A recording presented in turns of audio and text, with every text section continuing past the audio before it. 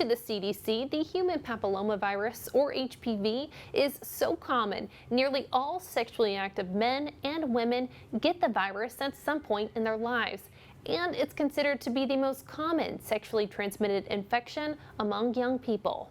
And by protecting yourself and your family against HPV, it can help to prevent certain cancers associated with strains of the virus. Dr. Lura Reddington with Community Health Partners tells us more.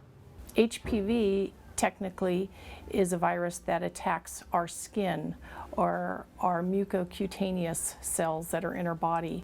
Human papillomavirus is a viral infection that commonly causes skin warts, and infections are often transmitted sexually or through skin-to-skin contact. There are multiple strains, but there are certain strains that carry a higher risk of complications and can go on and develop into cancer. Using protection during intercourse, like condoms, can help protect from HPV. However, the CDC recommends HPV vaccination at the ages of 11 and 12, and HPV vaccines can even be given starting at the age of 9. Cervical cancer, vulvar cancer, vaginal cancer, even on back into the anus, anal cancer, and for men or the male population, it can cause penile cancer. Vaccines are a way to protect someone before getting infected with HPV and are essential to defend against the types of HPV strains that cause cancer. As a child, we're vaccinated,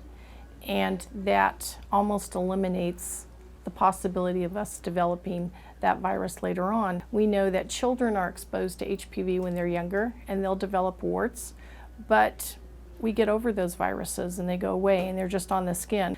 But if it infects certain tissue in the body and they're one of these high-risk strains, it doesn't mean that you automatically develop cancer, but it does mean that you have a higher risk. And so if someone comes to me and they have an abnormal pap smear and they have tested positive for, we'll say, HPV-16, there are some studies out that feel that the vaccination at that point is not as relevant because you've already been exposed and your body's going to go through a process of developing that immunity on its own. But once we find out you have HPV, I feel that most providers want to be more careful. They want to follow you a little closer. Over the last few years, though, research has indicated that young women and even young men have the propensity or the ability to fight off these viruses. Dr. Lura Reddington recommends talking with your child's pediatrician, a gynecologist, or even your primary care doctor